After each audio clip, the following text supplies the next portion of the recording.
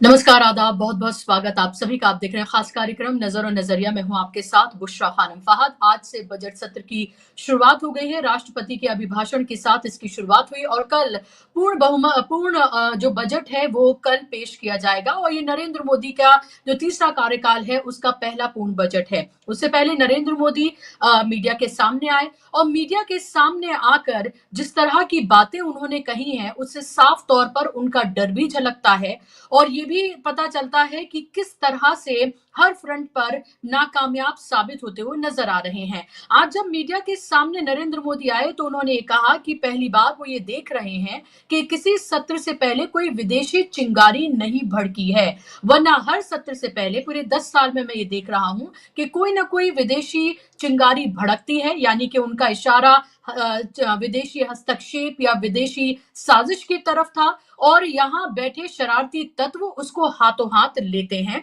ये कहने की कोशिश या सीधे तौर पर ये नरेंद्र मोदी ने कहा। अब उनसे ये पूछा जाना चाहिए कि विश्व गुरु की उपाधि उनको मिली हुई है, 10.5 साल से सत्ता पर वो काबिज हैं, तो आखिर कौन वो लोग हैं जो विदेशी साजिश रच रहे हैं और चिंगारी भड़का रहे हैं, वो भी हर सत्र से पहले। और ऐसे में सरकार क्या कर रही है फिर? सरकार की जिम्मेदारी तो इस तरह की साजिशों को नाकाम करके उनको लेकर कार्रवाई करने की है, लेकिन सिर्फ और सिर्फ भाषण देकर मुद्दों से भटकाना ताकि असल मुद्दों पर कोई बात ना हो सके, पूरे तौर पर यही करते हुए नरेंद्र मोदी आज नजर आए। क्योंकि दिल्ली में चुनाव है और दिल्ली में पूरी तरीके से बैकफुट पर बीजेपी नजर आ रही है अपने तमाम हथकंडों के बावजूद। और दूसरा जो इसको ये लग रहा था कि कुंभ की कामयाबी को वो दिल्ली इलेक्शन में भुना पाएगी, उसके अरमानों पर वहां पर भी एक तरह से पानी फिर गया। पूरे तरीके से जो बदइंतजामी कुंभ की देखने के लिए मिली उससे उनकी छीछा लेदर हो रही है। इस सब पर पर्दा डालने के लिए एक तरफ जहां नरेंद्र मोदी ने इस तरह का भाषण दिया, वो भी बजट सत्र के से पहले आज उसकी शुरुआत हुई, और दूसरी तरफ जब सोनिया गांधी से ये पूछा गया मीडिया के जरिए कि आपको द्रौपदी मुर्मू का यानी कि राष्ट्रपति का आपको भाषण कैसा लगा, पहले तो उन्होंने इस पर कोई टिप्पणी देने से वो बचती हुई नजर आई। फिर उन्होंने पहले राहुल गांधी ने कहा बोरिंग था और फिर सोनिया गांधी ने कहा पुअर लेडी। आखिर तक तो वो थक गई थी। तो पुअर लेडी का मतलब गरीब औरत नहीं होता है। पुअर लेडी या पुअर शब्द का इस्तेमाल जब हम इस तरह से फ्रेज में करते हैं तो इसका मतलब होता है बेचारी, या आप किसी को हमदर्दी जब किसी को दे रहे हो। लेकिन भारतीय जनता पार्टी के नेता तो आपको पता है उनकी तालीम का, उनकी शिक्षा का क्या हाल है और किस तरह से अंग्रेजी को वो सीधे सीधे जब हिंदी में ट्रांसलेट करते हैं तो वो क्या उसको अनाप शनाप किस तरह से पेश करते हैं ये आपको मालूम है। और अब सोनिया गांधी के इस बयान को किस तरह से पेश किया जा रहा है वो मैं आपको आगे बताऊंगी, लेकिन आप पहले सुनिए सोनिया गांधी और राहुल गांधी ने आखिर क्या कुछ कहा था जिसको लेकर अब बीजेपी और ने पूरा बवाल काटा हुआ है। इसको द्रौपदी मुर्मू का अपमान उन्होंने बताया है, आदिवासियों का अपमान उन्होंने बताया है और वो ये कह रहे हैं कि दरअसल सोनिया गांधी ने द्रौपदी मुर्मू को पुअर कहा है। सुनिए आप पहले सोनिया गांधी ने क्या कुछ कहा। False promise. Boring. No comment. No, the poor lady, the president was getting very tired by the end. Repeating the same thing again No, and she again. could hardly speak, poor thing. थोड़ा पीछे हो जाइए, थोड़ा पीछे हो जाइए। आ रही है तो क्या करें? आ रही है। I'm going to leave you.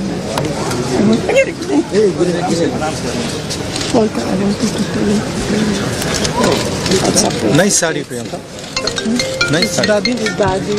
भाई जब आगे लोग दूसरे को नहीं जानते। All the nice sarees are like daddies or mummies. What's that? तो यही बस इतना छोटा सा ये उनकी इतनी छोटी सी उनकी ये लाइन है जिसको पूरे तरीके से वायरल कर दिया गया है सोशल मीडिया में, और बड़े बड़े चेहरे जेपी नड्डा से लेकर और तमाम जो मंत्री हैं नेता हैं सब इस पर प्रतिक्रिया दे रहे हैं। जो मीडिया है उनका पूछ रहा है कि इस पर आप क्या कहेंगे, और उस पर बवाल खड़ा किया जा रहा है क्योंकि हेडलाइंस मैनेजमेंट करने में या असल मुद्दों से भटकाने में माहिर है भारतीय जनता पार्टी। भारतीय जनता पार्टी को टूल किट शब्द से बहुत प्रेम है, और यहां पर मैं कहूंगी कि एक तरह से उसी टूल किट का इस्तेमाल बीजेपी खुद करती हुई नजर आ रही है, क्योंकि उसको पता है कि दिल्ली चुनाव है और ऐसे में कुंभ में जिस तरह की लापरवाहियां हुई, जो बदइंतजामी हुई, जो मौतें हुई, उसके बाद जो सवाल लगातार उठ रहे हैं, उससे किस तरह से बचा जाए, इसलिए उन्होंने मीडिया को, जो मीडिया का एक धड़ा है, उसको एक नया काम दे दिया कि सोनिया गांधी के इस बयान को ये बताया जाए कि वो ये आदिवासी विरोधी है, ये राष्ट्रपति का अपमान है। क्योंकि असल मुद्दों की अगर बात की जाएगी तो उनको पता है कि उनका जो सफा है, यानी कि जो पन्ना है, बिल्कुल खाली है, और इसीलिए आपको और हमें 2047 के हसीन सपने दिखाए जा रहे हैं। ऐसे वक्त में जब अर्थव्यवस्था पूरी चरमराई हुई है, जब डॉलर के मुकाबले रुपया कितना कमजोर हो गया है, जब हर फ्रंट पर और हर इंडेक्स पर भारत का की क्या दुर्दशा है, ऐसे में राष्ट्रपति द्रौपदी मुर्मू और हमारे प्रधानमंत्री 2047 के हसीन सपने आपको दिखा रहे हैं। जब आज लोगों की थाली पूरी तरीके से खाली है, तो ये आपको बता रहे हैं कि इंतजार आप करिए 2047 का, और 2047 तक विकसित भारत के सपने आपको दिखाए जा रहे हैं। द्रौपदी मुर्मू के का जो भाषण था, उसको विपक्ष ने बोरिंग बताया, उसको विपक्ष ने पॉलिटिकल भाषण बताया, और ये कहा कि वो बहुत ही पकाऊ था, उबाऊ था, क्योंकि उसमें परोसने के लिए कुछ भी नहीं था। 10 साल से हम यही देखते आ रहे हैं, सिर्फ और सिर्फ उसमें सरकार के गुणगान थे। मैं आपको सुनवाना चाहूंगी पप्पू यादव को। सुनिए आप पप्पू यादव ने क्या कुछ कहा है इसको लेकर। पति हैं, वो तो स्टाम्प है, और किसी का लव लेटर पढ़ना है उनको, वो तो कोई मतलब ही नहीं है। वो अब आप किसी की गुणगान करना आप उठा करके देखिए ना भाई। इस देश की इकोनॉमी से शुरू करते हैं, नोटबंदी से शुरू करते हैं, जो इनका माइलस्टोन था। हम शुरू करते हैं ब्लैक मनी से, हम शुरू करते हैं 15 लाख रुपया से, हम शुरू करते हैं 2 करोड़ नौकरी से, हम शुरू करते हैं आयुष्मान से, जनधन योजना से, हम शुरू करते हैं MSP से, हम शुरू करते हैं मणिपुर से, हम शुरू करते हैं अग्निवीर से, हम शुरू करते हैं आरक्षण को जो खत्म किया उससे, हम शुरू करते हैं जाति जनगणना से। आप कोई भी हिस्टोरिकल, आप ये सत्ता और सियासत के केंद्र बिंदु इनका रहा है। 12 साल के बाद कुंभ होता है, कह दिया 140 साल के बाद कुंभ हो रहा है, 144 के बाद फिर कुंभ होगा। हमेशा झूठ की खेती करना और लोगों को डाइल्यूट करना, इकोनॉमी से भटकाना, ये बात करते ही नहीं है कॉमन मैन की, मिडिल क्लास की। ये बात करते नहीं है इकोनॉमी की, आर्थिक आजादी की, रोजगार। तो आपने सुन लिया पप्पू यादव को कि रबर स्टैंप है वो, और जो असल मुद्दे हैं जिन पर बात होनी चाहिए थी उस पर कोई बात नहीं होती है, सिर्फ सरकार के गुणगान गाए जाते हैं, और यही बात विपक्ष कहता हुआ नजर आ रहा है। जहां सत्ता पक्ष के लोग ये कह रहे हैं कि वाह कितना ऐतिहासिक भाषण था, क्या कुछ उन्होंने कहा द्रौपदी मुर्मू ने, तो वही विपक्ष दरअसल इसकी कलई खोलता हुआ नजर आ रहा है। और इन तमाम चीजों से कैसे ध्यान भटकाया जाए, इसलिए सोनिया गांधी के बयान को बीच में लाया गया है, और ये कहने की कोशिश कि जो लगातार राहुल गांधी जो मुद्दे उठा रहे हैं, आपको ये पता ही है कि किस तरह से दिल्ली चुनाव में प्रोएक्टिव नजर आ रहे हैं राहुल गांधी। आज प्रियंका गांधी की भी एंट्री हो रही है, प्रियंका गांधी मुस्तफाबाद जाएंगी और एक और जगह पर वो जाकर रोड शो करेंगी राहुल गांधी। और इसके साथ साथ मल्लिकार्जुन खड़गे दिल्ली चुनाव में जिस तरह से एक्टिव नजर आ रहे हैं, उससे बीजेपी से लेकर केजरीवाल दोनों ही बिल्कुल एक तरह से कह सकते हैं कि बैकफुट पर नजर आ रहे हैं।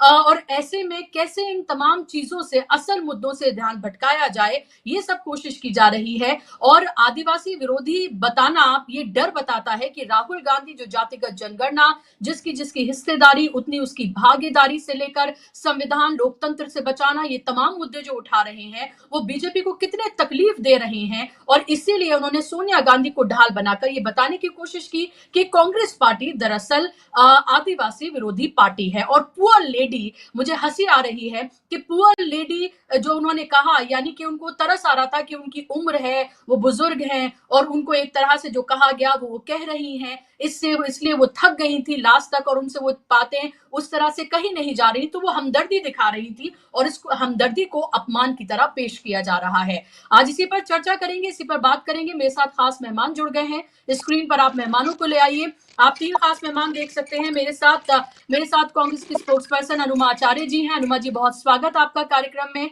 मेरे साथ सीनियर जर्नलिस्ट पीयूष पंत जी हैं। पीयूष जी, स्वागत आपका। और मेरे साथ विवेक देशपांडे जी भी हैं। विवेक जी, बहुत बहुत स्वागत आपका कार्यक्रम में। शुरुआत अनुमा जी आपसे ही करना चाहूंगी और आपकी पहली प्रतिक्रिया, क्या ये मुद्दों से भटकाने की राजनीति है?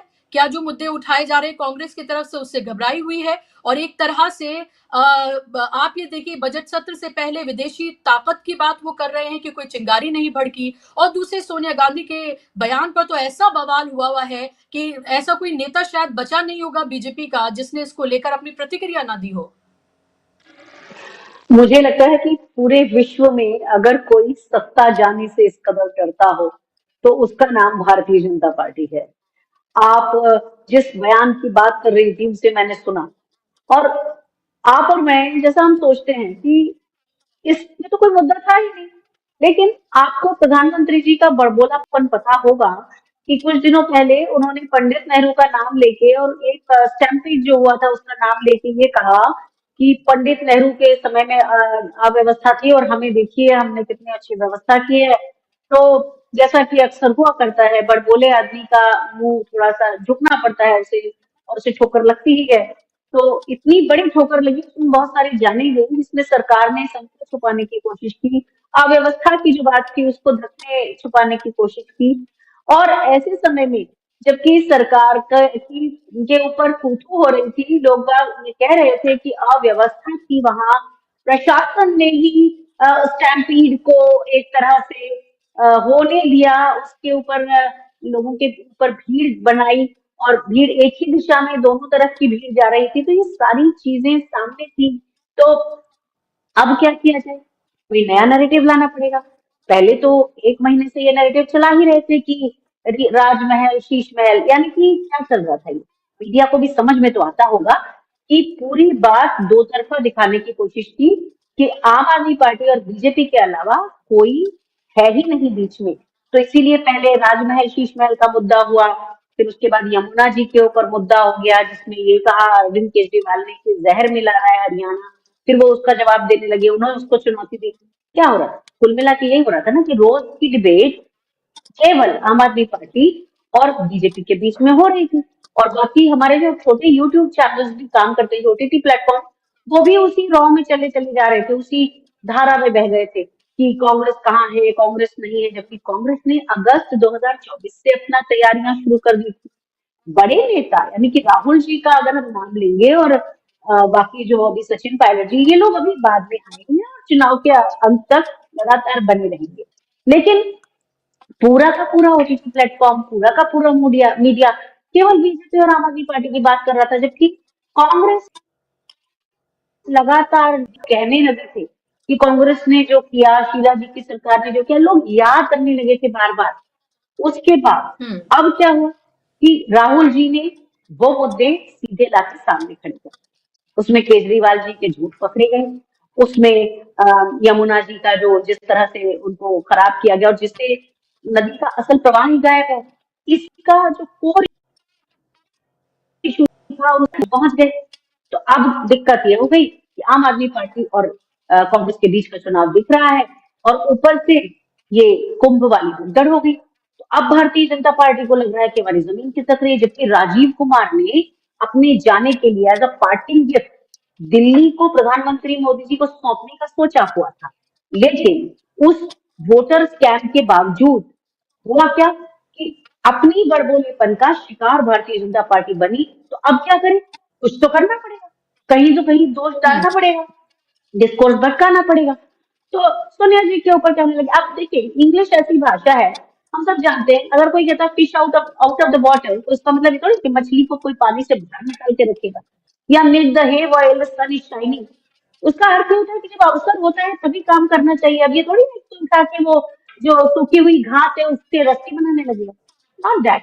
तो ये जो भारतीय जनता पार्टी, एक तो अनपढ़ों की जमात है और कुछ कुपढ़ों की जमात, कुछ अनपढ़ों की जमात। तो इन लोगों ने पूरे नैरेटिव को सेट करने की कोशिश करे, लेकिन इस बार ये कामयाब नहीं होने वाले हैं। मैं आपको बहुत स्पष्ट तौर पर बता रही हूँ। मैं खुद, आपने जो कहा कि प्रियंका जी की कहाँ सभा होने वाली है, मैं बताती हूँ, रोड शो होने वाला है वजीरपुर में, कहाँ रागिनी नायक लड़ रही है और मैं उस एरिया में प्रचार करके आई हूँ। तो मैं जानती हूँ कि वहां लोग बाग रागिनी नायक के साथ हैं, और इसीलिए बीजेपी का अब जब ये नैरेटिव नहीं चल रहा है तो उन्होंने राष्ट्रपति को बताना शुरू कर दिया कि राष्ट्रपति को गरीब कहा, आदिवासी का अपमान किया। अरे आदिवासियों का अपमान तो केवल बीजेपी करती है, कांग्रेस के लिए तो सबका हक, और उनको वनवासी कहना ये बीजेपी ने शुरू कर दिया था। तो द्रौपदी मुर्मू, क्योंकि स्क्रिप्ट जो थी वो पीएमओ ने लिखी थी, उसमें सिर्फ लफाजियां थी, नेचुरली जो सुन रहे थे वो भी थक गए थे, जो बोल रहा था वो भी थक गया था, और इसको एक टिप्पणी की तरह कहने में कोई अपमान की बात नहीं। लोग अब समझते हैं ये सारी चीजें केवल एजेंडा सेट करने की कोशिश है, जिसमें बीजेपी पूरी तरह नाकामयाब है इस बार। जी, विवेक जी, आप कैसे देख रहे हैं?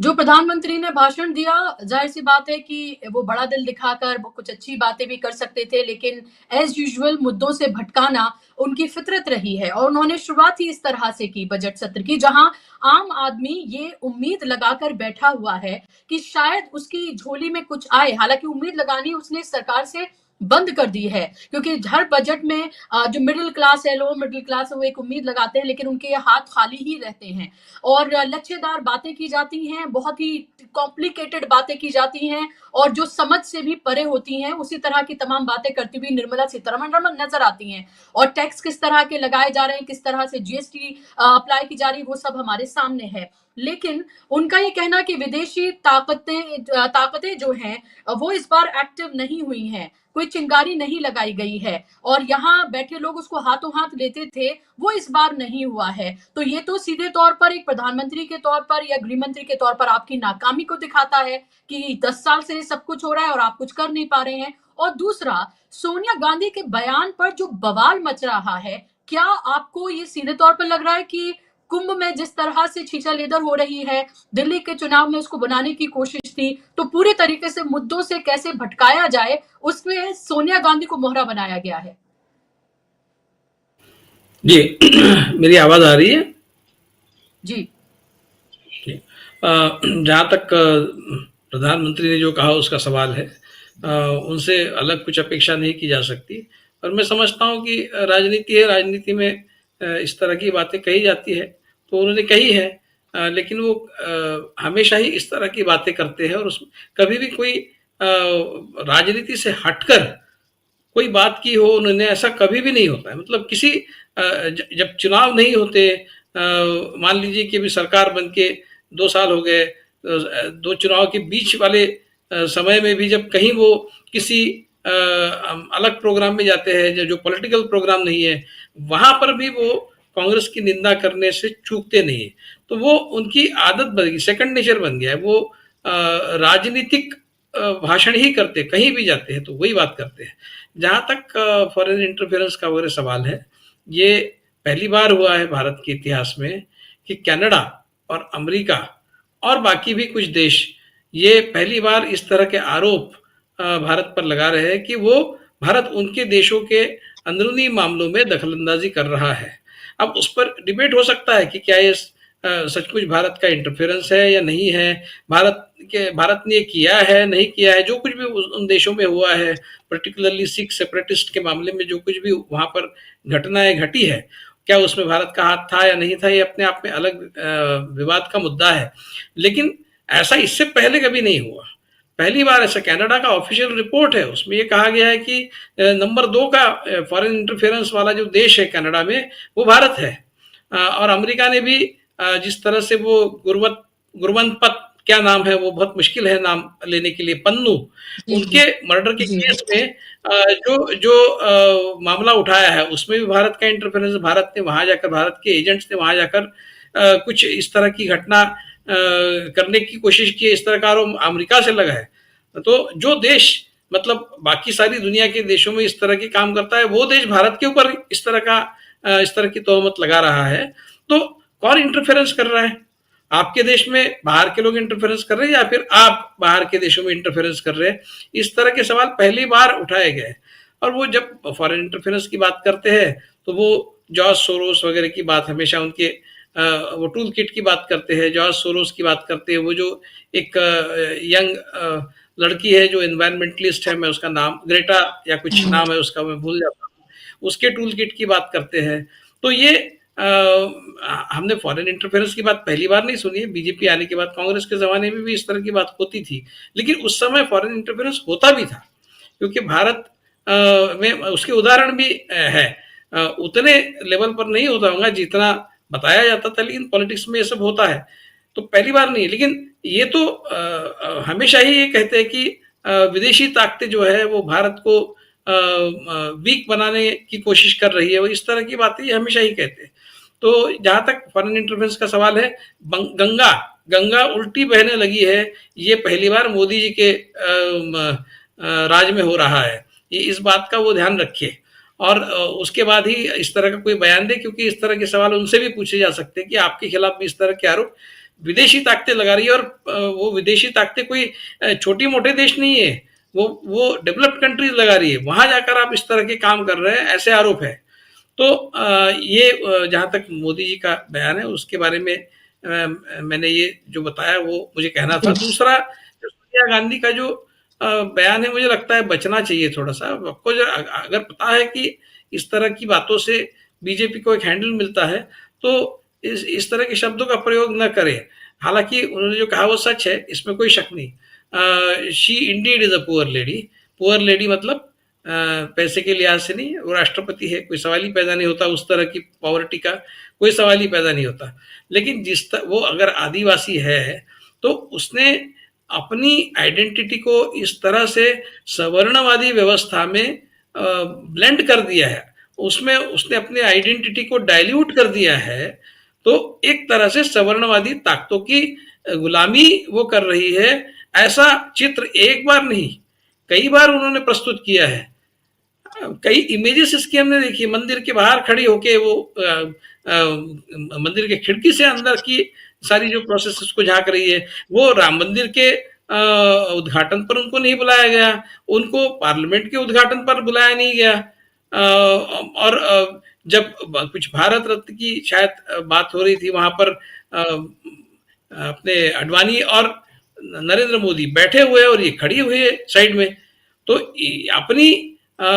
अपना सेल्फ रिस्पेक्ट इस तरह से किसी राष्ट्रपति ने सरेंडर कर दिया हो। इनसे पहले जो राष्ट्रपति थे वो दलित समाज से थे, उन्होंने राष्ट्रपति पद रिजाइन करने के बाद, मतलब राष्ट्रपति जब वो नहीं रहे उसके बाद किसी एक कमेटी का अध्यक्ष बनने का उन्होंने न्योता एक्सेप्ट किया।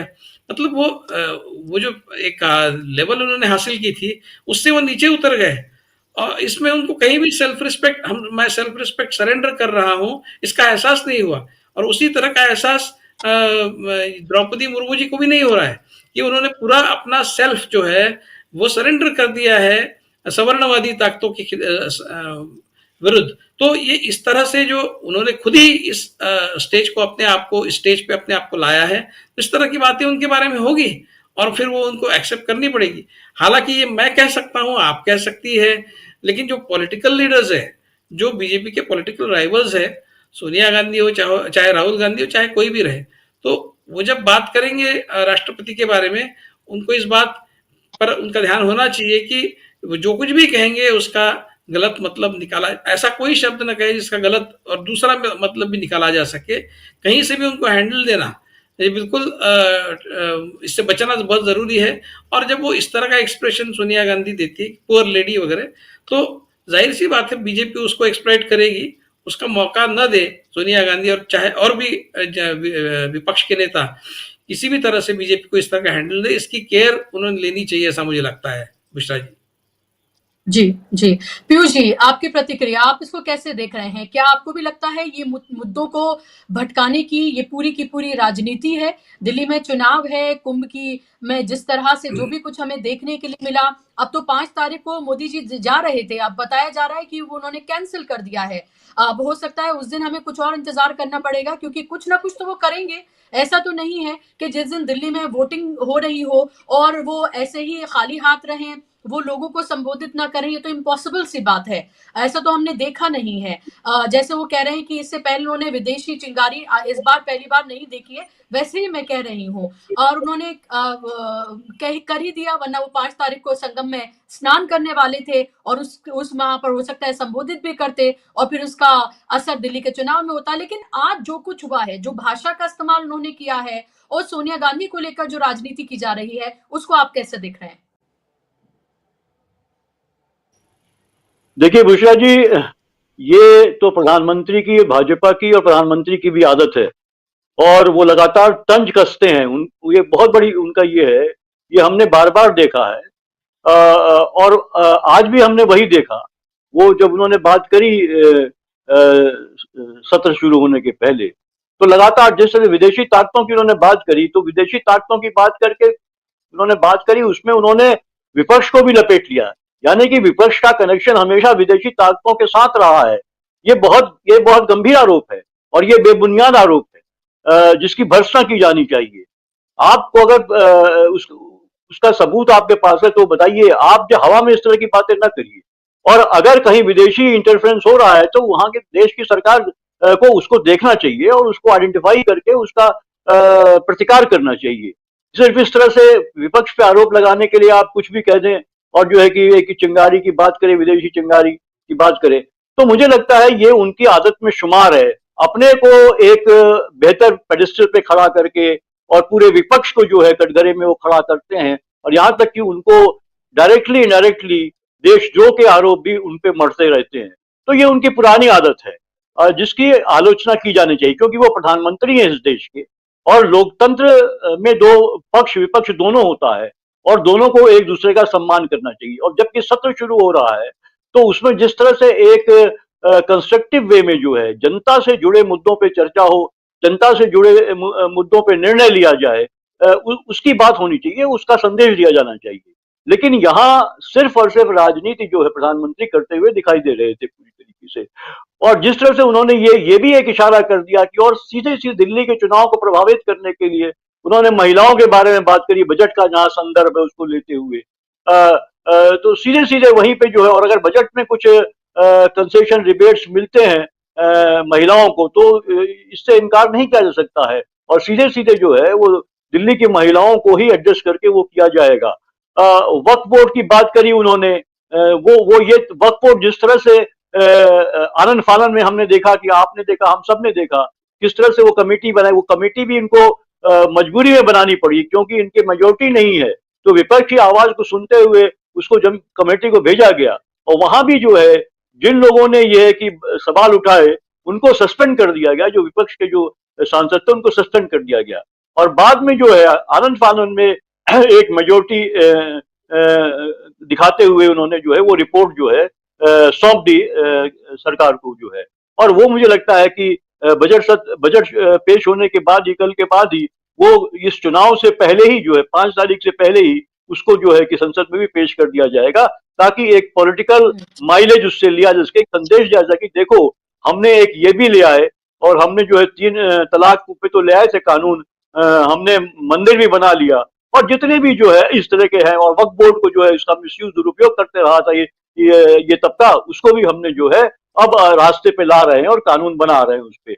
और भी उन्होंने इशारे किए हैं जिस तरह कानून आने का, अब क्या कानून वो होंगे, कितनी हमारी जो बची खुची अगर आजादी है अभिव्यक्ति की तो उस पर भी क्या पहरे फिर से लगाए जाएंगे, खत्म किया जाएगा, या नागरिकों के लिए और दिन मुश्किल होने वाले हैं। अभी ये खुलासा नहीं हुआ है, लेकिन उन्होंने इशारा कर दिया कि बहुत से कानून और लाए जाएंगे। तो ये तमाम चीजें हैं, ये चिरपरिचित शैली है। बीच में लगा था कि उनकी जो सीटें घटी हैं उससे कहीं न कहीं एक अंकुश लगा है उनकी कार्यशैली पे, लेकिन अब फिर जो है कुछ महाराष्ट्र का चुनाव जीतने के बाद वो फिर से लगता है कि उनमें एक ये झूठा जो है एक दम्भ पैदा हो गया है कि वो जो है, और हर बार वो ये मेंशन करते रहते। देखिए मुझे बड़ी हंसी आती है बुशरा जी कि तीसरी बार जनता ने मुझे चुना है, तीसरी बार ये ठीक है, जनता ने चुना है, आप काम करिए, आप इसका गुणगान मत करिए। जनता जो है गद्दी से बाहर उठा के बाहर भी कर देती है और अगर जनता के लिए आप काम नहीं करेंगे तो ये उनकी वही चिर परिचित शैली है।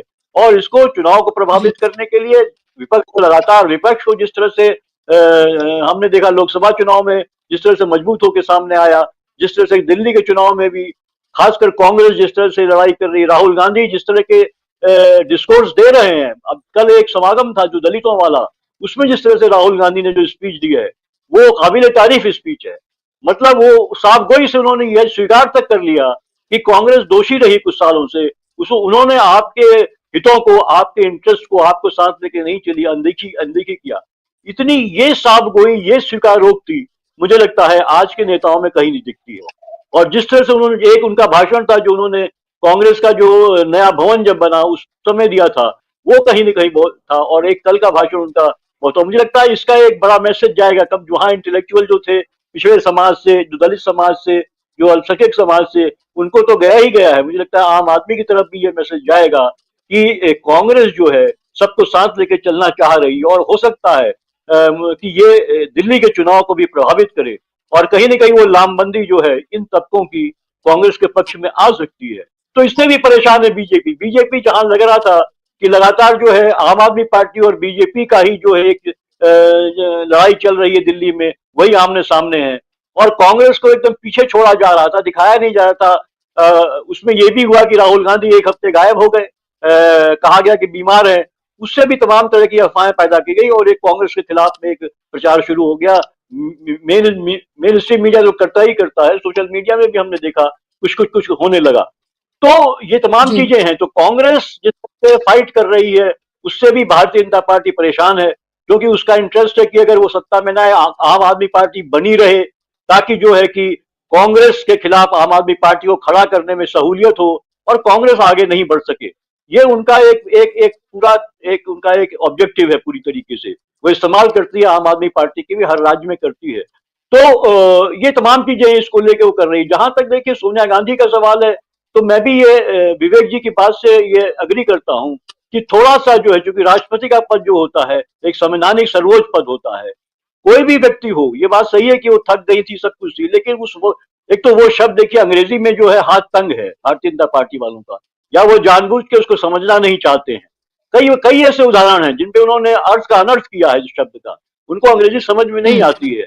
लेकिन मुझे लगता है राष्ट्रपति को लेके इस तरह का थोड़ा सा उनसे भी स्लिप ऑफ टंग कह लीजिए, या उस जो एक फ्लो में वो बोल रही थी सोनिया जी, तो उनसे वो बात जनरली आप ऐसे बात करते हैं उसमें ठीक है, आप कह सकते हैं कि भाई उनको यही दिया गया है। और देखिए राष्ट्रपति का कोई भूमिका होती नहीं है, संवैधानिक पद है, उसको सरकार जो भाषण लिख के देती है उनको वही भाषण पढ़ना होता है। तो उसमें वो अपनी तरफ से ना तो कोई ऐड कर सकती है, ना कोई उसमें कोई चीज कम कर सकती है। तो ये राष्ट्रपति को पढ़ना ही पढ़ना होता है, रबर स्टैंप होता ही होता है वो, इसमें कोई दो राय नहीं है। लेकिन उसका विवेक भी कई मामलों में होता है जहां, लेकिन जिस तरह से बात हो रही थी कि उन्होंने अपने को बिल्कुल सरेंडर सा कर दिया है, उस संदर्भ में संभवतः सोनिया जी ने ये शब्द बोल दिया जो कि जिससे उनको बचना चाहिए था। क्योंकि एक तो वो संवैधानिक पर सर्वोच्च पद में बैठी महिलाएं, कोई भी व्यक्ति बैठा हो वहां, उसके लिए थोड़ा सा हमें बचना चाहिए इससे। दूसरा भाजपा जो है कि उसको एक मौका मिल जाता है कि वो लगातार जो है अपने ऊपर जो आरोप उनके ऊपर लग रहे हैं उसको ट्विस्ट करके दूसरे की तरफ फेंक देती है, और वो लगातार हम तब से यही देख रहे हैं कि यही हो रहा है। तो मुझे लगता है कि थोड़ा सा उससे बचना चाहिए था, क्योंकि अगर आप अनपढ़ों की या अनसमझों की, नासमझदारों की जमात में अगर आप हैं अनचाहे, तो आपको थोड़ा सा प्रिकॉशन लेना चाहिए और बचना चाहिए कि उनके हाथ में आपको इस तरह की चीजें नहीं देनी चाहिए जिसका वो दुरुपयोग करने लगे। तो ये वैसे आम बात में बात करिए, हम आपस में बात करें तो कहते हैं, और इसको वो कहते हैं जब हम देखते हैं कि बेचारगी में कोई कुछ काम कर रहा है। बेचारी कहना भी मुझे लगता है कोई ऐसी बात नहीं, आप किसी का अपमान कर रहे हैं, और राष्ट्रपति मुर्मू का तो अपमान किया ही नहीं गया है। अपमान तो विवेक जी ने भी जो घटनाएं बताई है वो साफ इशारा है कि ज्यादा अपमान तो भारतीय जनता पार्टी वाले लोग कर रहे हैं। उन्होंने चुनाव वोट लेने के लिए ही एक आदिवासी महिला को उस पद पे बैठा दिया, लेकिन मौके दर मौके जो है लगातार उनका अपमान किया गया है, चाहे वो राम मंदिर वाला मसला हो, चाहे वो नई जो बिल्डिंग जब संसद की का उद्घाटन हुआ उसका मसला हो, या और भी बहुत से दूसरे कार्यक्रम। अभी देखिए लेटेस्ट क्या हुआ है, जो 26 जनवरी को क्योंकि राष्ट्रपति का वो एक फंक्शन होता है 26 जनवरी गणतंत्र दिवस, स्वतंत्रता दिवस प्रधानमंत्री का फंक्शन होता है, और गणतंत्र दिवस राष्ट्रपति का होता है, वही सलामी लेता है, वही सेंटर ऑफ अट्रैक्शन होता है वो। लेकिन मोदी जी ने एक छोटा सा वीडियो अपना बनवा के उसमें ये इस तरह से पेश किया कि वही सलामी ले रहे हैं, वही जो है सब कुछ कर रहे हैं। ये इस पे कोई सवाल नहीं उठा रहा है, ना तो मेन स्ट्रीम मीडिया में, सोशल मीडिया में तो सवाल उठ रहा है, लेकिन मेन स्ट्रीम मीडिया में नहीं है। लग रहा था कि वो 26 जनवरी में जो है कि मोदी जी ने जो है सलामी ली है और वही सबको हाथ हिला रहे हैं, सबको जो है बातचीत कर रहे हैं, मिल रहा है ये। और वो एक प्रोटोकॉल होता है कि स्वतंत्रता दिवस में तो ठीक है, जब लाल किले के प्राचीर से प्रधानमंत्री उतरता है तो लोगों के साथ मिलता जुलता है, लेकिन गणतंत्र दिवस के मौके पे ऐसा वो नहीं करता है। राष्ट्रपति जाते हैं, उसके बाद जितने भी डिग्निटरीज हैं वो लोग जो है अपनी अपनी गाड़ी में बैठ के जाते हैं। ये एक प्रोटोकॉल बना हुआ है उस सेलिब्रेशन का, उस फंक्शन का, लेकिन उसको भी तोड़ा मोदी जी ने अपने प्रचार के लिए और ये दिखाने के लिए वही सर्वे सर्वा है सब कुछ। इसकी बात कोई नहीं करेगा, लेकिन यहाँ पे ये बात करेगा कि राष्ट्रपति का अपमान तो खुद जो है भारतीय जनता पार्टी लगातार करती जा रही है। उसमें वो उसको सिर्फ चाहिए कि एक वोट लेने के लिए आप बैठा देते हैं सर्वोच्च पद पे, चाहे वो पिछड़ा हो, चाहे वो आदिवासी हो, चाहे वो जो है कि दलित हो।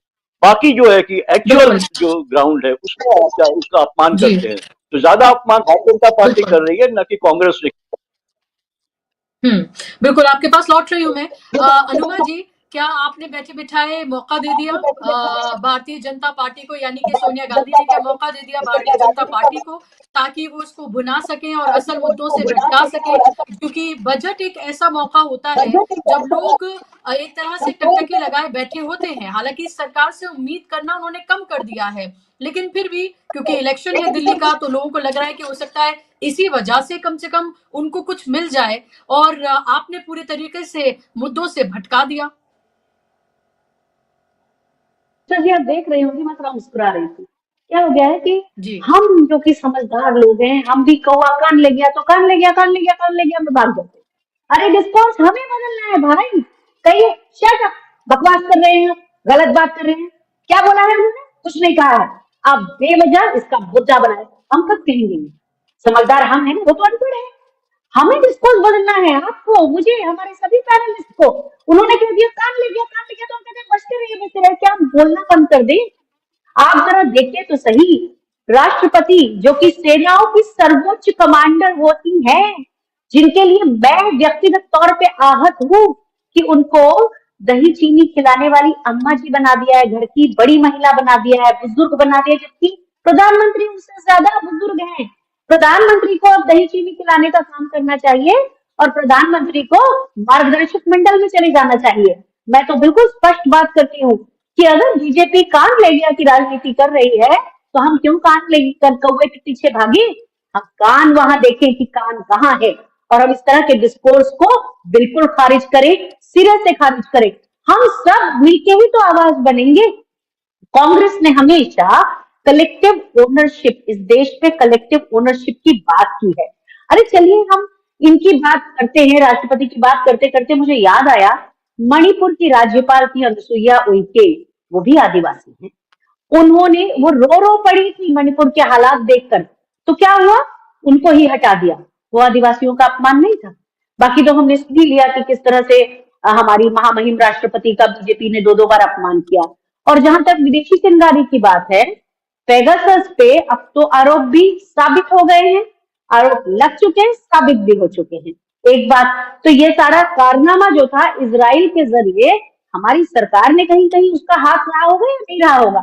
कल को हम कह दें कि एस जयशंकर जी की पत्नी जापान से है, तो उनका इन्फ्लुएंस हो रहा होगा। कुछ भी बोलती है भारतीय जनता पार्टी, लेकिन उस कुछ भी कहने पर हम जो अपने आप को बौद्धिक रूप से समझदार पाते हैं, हम उनकी बात पर क्यों जाएं? एक बात और है कि मुझे ऐसा लगता है, और आपको मुझे जो कहना है कही, लेकिन महाभारत, रामायण, इन सब पौराणिक कालों को देखें, प्रधानमंत्री नरेंद्र मोदी का कैरेक्टर सबसे करीब मंथरा के कैरेक्टर के करीब है। दिन भर लगाई बुझाई, दिन भर ईर्ष्या की बातें, दिन भर दूसरों की बुराई करते रहना, अपने काम के बारे में कुछ नहीं कहना। लेकिन देखिए तो जरा, प्रकृति ने उनको कितने बार सीख दी, समझने तैयार नहीं है वो व्यक्ति। प्रकृति के सामने उन्होंने कहा, लोगों के सामने कहा कि जब जिस देश का रुपया गिरता है तो प्रधानमंत्री की साख गिरती है। उनकी गिर गई, साख गिर के बिल्कुल रसातल में, पाताल लोक में पहुंच गई। उन्होंने नेहरू जी को अपशब्द कहते हुए ये कहा कि उन्होंने कुंभ के मेले में उनके समय में ऐसी ट्रेजेडी हुई थी। तो संख्या छुपाने पे लगे हैं। मुझे नहीं लगता 100 से कम संख्या होगी जिन लोगों की मृत्यु हुई है। ऐसे ही देश से बाहर और देश के अंदर इतनी घटनाएं हुई। जो गुरुपतवंत सिंह पन्नू की एक बात है वो तो आपने देख ही लिया है जो है, और हमारे गृह मंत्रालय ने एग्री किया है कि ऐसा हुआ है, लेकिन ये कह दिया कि वो हमारा व्यक्ति नहीं था। जो विकास गुप्ता की या विकास जो भी उसका नाम है उसकी बात हो रही है, तो गृह मंत्रालय ने माना है। और तो जहां जहां विदेशी चिंगारी है, और इसी मौके पर एक बात कहूंगी और बहुत बड़ी शिद्दत से कहूंगी कि जॉर्ज फर्नांडिस जो कि भारतीय जनता पार्टी उस समय के जनसंघ या जो भी पार्टी थी उसके साथ थे, उन्होंने तो सीआईए को अप्रोच करके इंदिरा जी की सरकार गिराने की बात की थी। गूगल सर्च कर लीजिए, मिल जाएगा। और इसी तरह एक जो लेखक थे शायद अमेरिकी थे, सेमोर हर्ष, उनकी किताब है द प्राइस ऑफ पावर। उसमें बड़ा साफ लिखा है कि मोरारजी देसाई सीआईए को अप्रोच करते थे, मोरारजी ने उनके ऊपर केस लगाया, केस मोरारजी देसाई हार गए। तो जो विदेशी ताकतों के साथ भारतीय जनता पार्टी और उनके अलायंसेस का संबंध रहा है, वो अपने ही जूते में सोचते हैं सबको डाल देंगे। लेकिन ये इस समय हमारी सबसे बड़ी जवाबदेही है कि हमको तन के खड़े होना होगा और ये कहना होगा कि आपके फालतू के नैरेटिव जो है इनका समय भी खत्म हो गया, और आप जिस तरह से अब मार्जिनलाइज्ड होने की कगार पर हैं, आपके ये घटिया मुद्दे भी मार्जिनलाइज किए जाएंगे। तो ये हमें आपको, हमारे पैनलिस्ट को मैं सबसे अपील करती हूँ कि उनके कौआ कान ले गया के नैरेटिव पे मत जाइए। हम क्या बोल रहे हैं, मतलब बोलना बंद कर दें, ये कहें बस माइक करके रह जाए। अरे सवाल पूछा गया है, जवाब देने से डरेंगे हम तो प्रेस कॉन्फ्रेंस से नहीं डरते, हम के जवाब नहीं देंगे, हम जवाब देंगे। पर यह हमारा सामूहिक दायित्व है कि इस तरह के नैरेटिव के सामने तन के खड़े होने पड़ेगा। ये नहीं कि उन्होंने कह दिया कि बचिए, तो हम क्यों बचे, नहीं बचते। कोई गलत शब्द का प्रयोग नहीं था, कोई असंवैधानिक, कोई अमर्यादित शब्द नहीं था। मेरी महामहिम राष्ट्रपति जो कि सेनाओं के सर्वोच्च कमांडर हैं, उनको दही चीनी खिलाने के काम पर लगाया गया है। कल जब निर्मला सीतारमण जाएंगी तो खुद तो हलवा बनाएंगी, साथ में राष्ट्रपति जी के पास जाएंगी और राष्ट्रपति जी से दही चीनी खाएंगी। यही काम रह गया क्या राष्ट्रपति का? तो भारतीय जनता पार्टी महिला आदिवासी राष्ट्रपति का अपमान लगातार कर रही है और हम इसके विरोध में खड़े हैं। हम राष्ट्रपति जी की तरफ खड़े हैं। वो हमारे देश की महामहिम है और हमें उनका साथ देना बहुत जरूरी है। जी बिल्कुल। तो महत्वपूर्ण बात आपने कही विवेक जी, आपका लास्ट कमेंट। और आपसे मेरा सवाल, क्या ये बार बार ये कहा जाना कि कभी दलित का अपमान कर दिया, कभी आदिवासी का अपमान कर दिया, यानी कि हिंदू राष्ट्र की बात भी वही करेंगे, दलितों के भी हितैषी वही, आदिवासियों के भी हितैषी वही, हर वर्ग के साथ वही खड़े हैं, क्या ये राहुल गांधी जो एक एजेंडा लेकर लगातार चल रहे हैं, जो विचारों की जो लड़ाई लड़ रहे हैं, जिसमें आप मोहन भागवत ये कह देते हैं कि हमें असली आजादी तो तब मिली जब 22 तारीख को जब प्राण प्रतिष्ठा हुई, या फिर कुंभ में हिंदू राष्ट्र या हिंदू संविधान की एक तरह से रूपरेखा तैयार की जा रही है, उसे शायद लॉन्च भी किया जाएगा। तो क्या उस सब कुछ चैलेंज कर रहे हैं राहुल गांधी, और उसमें जो एक बड़ा तबका है जिसको उन्होंने एक्सेप्ट किया कि बीच में एक कॉन्फिडेंस जो है, जो दलित या आदिवासी या ओबीसी या अल्पसंख्यक उनका खत्म हुआ, उनमें उनको एक तरह से उनमें फिर से एक कॉन्फिडेंस लाकर अपनी तरफ लाने की जो कोशिश है, कैसे घबराई हुई है बीजेपी, और इसीलिए बार बार ये नैरेटिव गढ़ती है। जी, जहां तक राहुल गांधी जो कर रहे हैं उसका सवाल है, मुझे लगता है वो सही दिशा में है, क्योंकि ऐसी परिस्थिति में जब भारतीय जनता पार्टी और संघ का जो पूरा इकोसिस्टम है, उन्होंने एक समाज के हैव नॉट्स जिनको कहा जा सकता है, ऐसे सेक्शंस को बरगलाया है जिनके खिलाफ सदियों से अन्याय हो रहा है, और जिस सवर्णवादी मानसिकता ने अन्याय किया है, उसी सवर्णवादी मानसिकता को रिप्रेजेंट करने वाला ये इकोसिस्टम है। उन्होंने ऐसे लोगों को बरगलाया है जो जिनके खिलाफ उस सवर्णवादी मानसिकता ने सदियों से काम किया है, उनको बरगला के उन्होंने अपने तरफ किया है। तो ऐसे में उनको वापस अपने तरफ खींचना, अपने तरफ लाना, ये एक सही दिशा है राजनीति की, जिसके तहत वो कास्ट बेस्ड सेंसस और बाकी सारी जो बातें जो कांग्रेस जो राजनीति कर रही है वो सही दिशा में कर रही है, वो सब ठीक है। लेकिन मैं समझता हूं कि कांग्रेस ने ये करते समय इस बात का भी ध्यान रखना चाहिए कि कहीं ऐसा ना हो कि वो मतलब बीजेपी और संघ का इकोसिस्टम एक पर्टिकुलर सेक्शन को कैटर कर रहा है और कांग्रेस दूसरे सेक्शन को कैटर कर रहा है। कांग्रेस का इमेज एक अम्ब्रेला पार्टी का है जिसमें सारी जाति और जाति समूह को अपना रिप्रेजेंटेशन दिखता है और सारे जाति समूह इनको एम्पावर भी किया है। ये फॉरेस्ट राइट्स एक्ट क्या है, राइट टू इंफॉर्मेशन क्या है, राइट टू एजुकेशन क्या है, इस तरह के सारे जो अधिकार कांग्रेस के जमाने में लोगों को मिले हैं वो समाज के सारे तबकों को एम्पावर करने के तरीके हैं। फॉरेस्ट राइट्स एक्ट तो एक बहुत रिवोल्यूशनरी एक्ट है जो आदिवासियों को, ट्रेडिशनल फॉरेस्ट ड्वेलर्स को वो सारे हक दिलाता है जिसकी सिर्फ हम सदियों से बात करते आ रहे हैं। पंचायत राज क्या है, वो तो जो कमजोर तबके हैं उनको ताकत दिलाने का काम कांग्रेस ने किया है।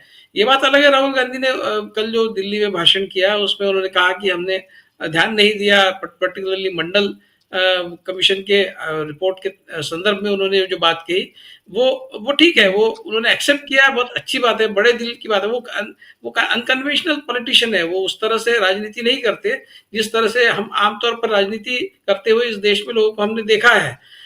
तो वो कहना सब ठीक है, लेकिन ये ना हो कि सिर्फ हैव नॉट्स की पार्टी कांग्रेस बन जाए और बाकी जो सेक्शंस है वो उनसे किनारा कर ली, ये ना हो।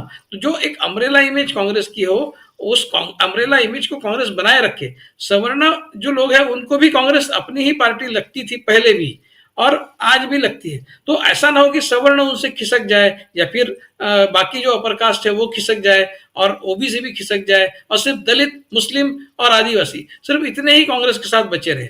ये ना हो, ये नहीं होना चाहिए। इसका पूरी तरह से ध्यान रखना बहुत जरूरी है, इसलिए कैलिब्रेटेड अप्रोच होना चाहिए। उन्होंने एक्सेप्ट किया, ये बहुत बड़ी बात है। ये कोई नहीं करता, आज की राजनीति में कोई नहीं करता। मोदी जी तो बिल्कुल नहीं करेंगे। उन्होंने तो इतनी बातें कही थी, वो सारी की सारी पेट्रोल डीजल की कीमतों से लेके रुपयों के अवमूल्यन तक सारी जो बातें हैं उस पर वो खुद ही मुंह के बल गिरे हैं, लेकिन वो कभी एक्सेप्ट नहीं करेंगे। ये भी कहा था हमारे प्रधानमंत्री, महंगाई का मुंह नहीं निकालते जुबान से, ये भी कहा था। अब महंगाई इतनी बढ़ गई है, किसी चीज पर वो कोई बात एक्सेप्ट नहीं करती कि हमने जो कहा था वो नहीं हुआ, इसके लिए हम माफी चाहते हैं। इस तरह की कोई माफीनामा वो देते नहीं है। तो उससे अलग हटके राहुल गांधी कुछ कर रहे हैं, ठीक है, लेकिन समाज के सारे तबकों को कांग्रेस पार्टी पहले से ही अपनी पार्टी लगती थी। एक रिप्रेजेंटेटिव इंडिया का एक रिप्रेजेंटेटिव पिक्चर कांग्रेस पार्टी में दिखता था, उससे वो भटक न जाए और केवल हैव नॉट्स की पार्टी बन के न रहे, इसका ध्यान राहुल गांधी ने रखना चाहिए, ऐसा मुझे लगता है। जी, बहुत महत्वपूर्ण बातें आपने कही हैं। जी, ऐड करना चाह रही है कुछ? जी आप दोनों को जी, अनुमति आपको भी 30 सेकंड और पीयूष जी आपको भी। जी, मैं बहुत जल्दी बोलूँ।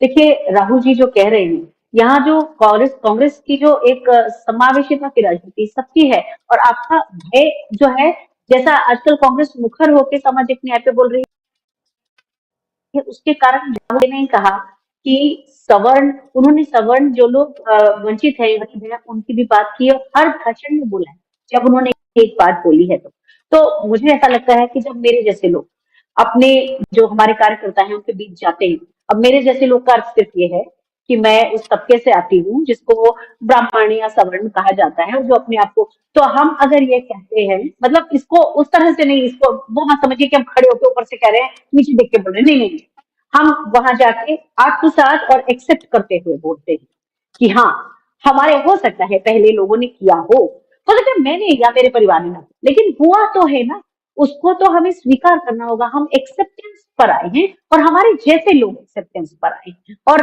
राहुल जी की उसी बात को आगे बढ़ाते हैं। तो ये बनावटी नहीं है, ये केवल हैव नॉट्स की राजनीति नहीं है, ये हैव वाले लोग जाके बता रहे हैं कि ये हम सबको उस पर सोचना है, सबको बराबरी पर लाना है और ये बहुत जरूरी है, तभी कोई देश तरक्की कर सकता है। जी आपको बिल्कुल। पीयूष जी, लास्ट कमेंट आपके लिए, 30 सेकेंड। नहीं, मैं ये विवेक जी की बात पे ये कह रहा था, थोड़ा सा कहना चाह रहा था कि देखिए, हैव नॉट्स एक बहुत बड़ा वर्ग बन गया है। वो सिर्फ पिछड़े अति पिछड़े दलित या अल्पसंख्यक ही नहीं है, मिडिल क्लास जो है अपर कास्ट में, वो लगातार जिस तरह की इकोनॉमिक पॉलिसीज फॉलो की जा रही हैं, कॉर्पोरेट ओरिएंटेड जो पॉलिसीज हो रही हैं, वो पूरी की पूरी तरीके से, जिस तरह से प्राइस राइज हो रहा है, जिस तरह से नौकरियां नहीं पैदा हो रही हैं, तो एक बड़ा बड़ा हिस्सा जो मिडिल क्लास का अपर कास्ट का है वो लगातार हैव नॉट्स होता चला जा रहा है पूरी तरीके से। गोल्ड का गिरवी रख के लोग अपना रोजमर्रा का काम चला रहे हैं। ये आंकड़े अभी भी आए हैं, अभी 1-1.5 महीने पहले की, ये संख्या ऐसे लोगों की बढ़ गई है। तो ये पॉवर्टी सिर्फ उन लोगों में नहीं है, ये अपर कास्ट के मिडिल क्लास में जो है वो भी बहुत तरीके से। और राहुल गांधी इकोनॉमिकली बैकवर्ड की भी बात करते हैं और सबकी बात करते हैं, 1% लोगों की बात के खिलाफ बात करते हैं जो सारे संसाधन अपने हाथ में ले रहे हैं, बाकी 99% की बात वो करते हैं इसमें। और ज्यादा स्ट्रेस इसलिए है कि अति पिछड़े और जो है कि दलित और वो सब मेन स्ट्रीम से काफी पीछे छूट गए हैं। और ये जो तमाम पॉलिसीज उन्होंने सीधा सीधा वो इस पे भी स्ट्रेस करते हैं कि ये तबके प्रभावित होंगे अगर कॉन्स्टिट्यूशन नहीं बचेगा, क्योंकि कॉन्स्टिट्यूशन अगर को सबसे ज्यादा फायदा जिनको पहुंचाया है वो अति पिछड़े हैं, दलित हैं, आदिवासी हैं, अल्पसंख्यक हैं, जिनको एक समान दर्जा मिला है, अधिकार मिले हैं। तो वो इस संदर्भ में इन लोगों की बात करते हैं और कांग्रेस की जो गलतियां हैं उसको स्वीकार करते हैं, ये भी एक साफगोई के साथ। लेकिन वो अपर कास्ट को कहीं निगेट नहीं कर रहे हैं, क्योंकि वो इकोनॉमिक्स की बात करते हैं लगातार कि संसाधन किनके हाथ में जा रहे हैं, माली हालात क्या होती जा रही है, इस सिस्टम में सब पुश बैक होते चले जा रहे हैं, डिस्प्लेस होते चले जा रहे हैं इकोनॉमिकली। तो वो इसकी भी बात करते हैं मुझे लगता है। तो उसकी कोशिश यही है कि वो सभी को लेके चले इसमें। लेकिन ये बात सही है विवेक जी की कि कहीं ऐसा ना हो कि आप उस तरह की, लेकिन मुझे नहीं लगता कि कांग्रेस का अपना जो इतिहास रहा है वो सबको साथ लेके चलने का ही इतिहास रहा था। तो राहुल गांधी कोशिश कर रहे हैं कि उसी तरफ जो है कांग्रेस को लेके चले।